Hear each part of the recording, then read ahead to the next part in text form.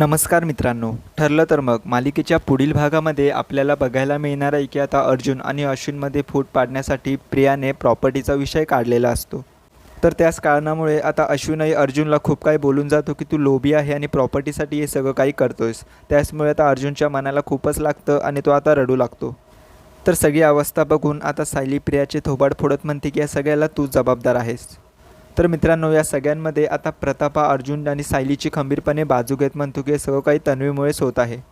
माझा सायली आणि अर्जुनवर पूर्ण विश्वास आहे, ते असं कधी करू शकत नाही. त्यानंतर तो पूर्णाजी आणि कल्पनालाही म्हणतो की तुम्हालाही वाटतंय की तन्वी चुकते, पण मात्र ती प्रतिमाची मुलगी आहे तरीसुद्धा तुम्ही तिची बाजू घेताय. सायली उगाच काही बोलत नाही तर उगाच तिच्यावर आरोप करायचे. त्यानंतर पूर्णाजीचे डोळे उघडतात आणि तीसुद्धा आता प्रियाला चांगलेच खडेबोल सुनावते. त्यानंतर आता बेडरूममध्ये अश्विन आणि प्रियाचे चांगलेच कडाक्याचे भांडण होते. अश्विनला सगळं कळते की प्रिया आपल्या डोक्यात नको ते भरवत आहे. अश्विन म्हणतो की तन्वी, तू उगाच माझा ब्रेन वॉश करत जाऊ नको. दादाविरुद्ध काही माझ्या डोक्यात भरवायचं नाही. तर इकडे तन्वी म्हणजेच प्रिया आता स्वतःची चूक तर मानून घेतच नाही, याउलट ती आता अश्विनलाच उलट बोलू लागते. अश्विन तिच्यावर ओढून बोलत असतो, त्याचमुळे आता प्रिया त्याची लायकीच काढते. त्यावर अश्विन म्हणतो की खरंच माझं चुकलं तुझ्यासोबत लग्न करून. त्यानंतर अश्विन आता डिवोर्स घेण्याचंच बोलू लागतो. तर आता प्रिया खूपच घाबरते.